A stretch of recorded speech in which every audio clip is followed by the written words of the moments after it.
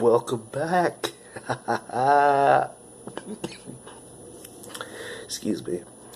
Well, day one has been an interesting day to the NCAA tournament. Now we're just going to go over real quick. I'm going to recap. There's a lot of things that I want to go over. Who knows how long this video will go.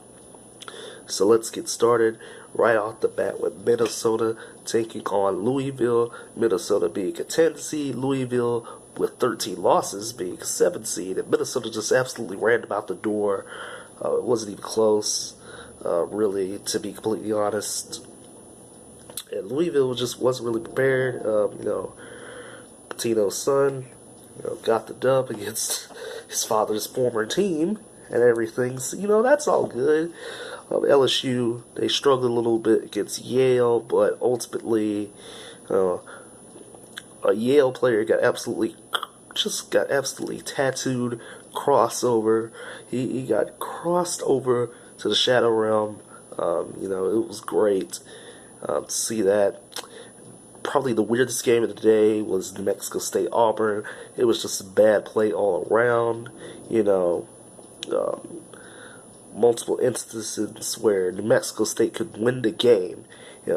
They had a wide open layup, a wide open 3-point shot, and they airball at Auburn, fouls them like dummies, and it was just a lot happening.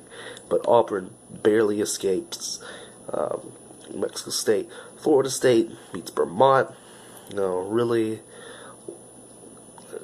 can't say much. I haven't really paid attention to Florida State all year, so them winning really it wasn't that bad. It was to be expected as the 4th seed, and so Michigan State, they had a little bit trouble with Bradley at first, like they have been having trouble with teams all season long, but they ended up getting the dub, 76-65.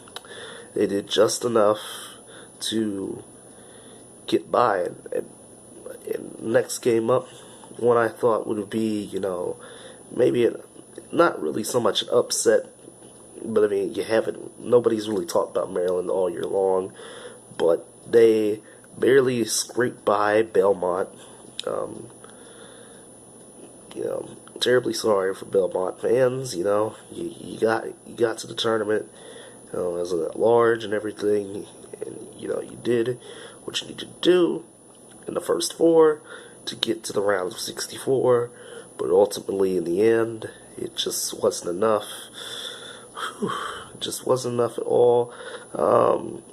Kansas just steamrolls Northeastern, and what can I say that hasn't already been said about Kansas? It's absolutely disgusting as a Texas fan to hear Scott Drew say something about, oh, well, cheer on Kansas. Ugh, just disgusting. I don't want to cheer on Kansas. Who cheers on Kansas? Ugh. God, I cannot wait for somebody to beat Kansas. And then the game that I was most looking forward to ended up not being a game at all. Murray State, Marquette. Murray State, 12 seed. It was just, man, triple-double by John Morant. That guy can play some ball. Marcus Howard, he did his stuff too, but John Morant, what a game by him. He did everything that could be expected of a guy that could go on, to the next level, to the NBA. And it was just amazing to witness such a performance, And whoever Murray State faces next, they're going to have a run for their money. Moving on forward here, we got Florida beating Nevada, and it's quite a shocker, to be completely honest, to see that Florida, they beat Nevada. Nevada wasn't really shooting the ball that well. They weren't doing well.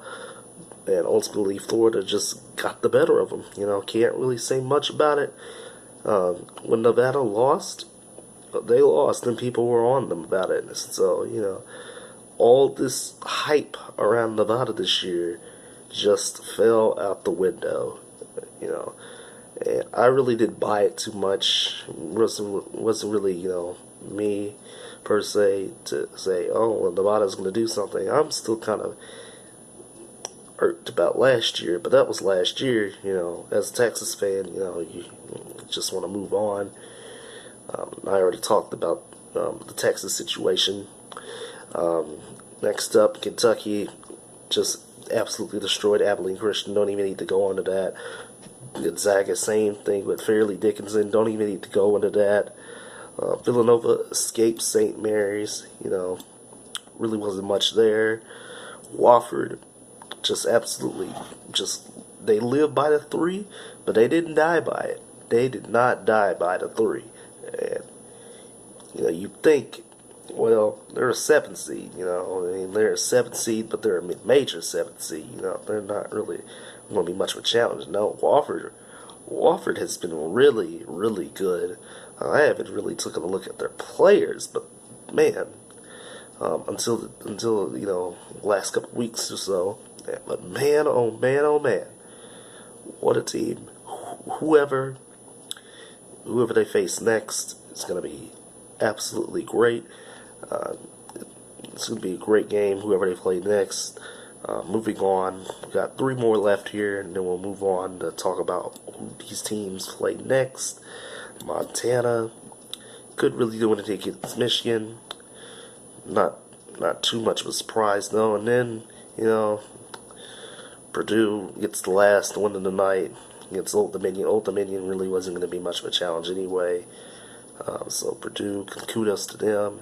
Congrats to Old Dominion. They're a Conference USA foe that won the Conference USA, won the regular season and the tournament championship, and as a UNT student, and one who supports the basketball team, and one who's made videos about the basketball team, kudos to Old Dominion for having a good season. And then finally, Jim Boeheim and Syracuse, they get knocked out in the first round. So, finally we get rid of Syracuse early. You don't gotta deal with them to like the Sweet 16 anymore or something like that. Baylor knocks them out. So I guess Scott Drew was right in the end. Alrighty, we're gonna move on. Talk about these second round games for Saturday. Saturday, we'll talk about these games for Saturday first, and then we'll talk about the other games tomorrow, and then what they will do on Sunday, those teams that move on to the round of 32. So now, the 16 in this quadrant, this section of teams, it's going to be a bunch of great matchups. Maryland taking on LSU, then Wofford takes on Kentucky. That is going to be a good game. That is going to be a very good game. Wofford and Kentucky. Florida takes on Michigan. That's it.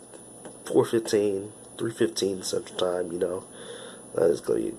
No wait, that's actually at 5:15 Central. No, not Central, Eastern. Central Time Zone, Texan. So then you got Murray State taking on Florida State. Man, that's going to be a good one. Man, I tell you.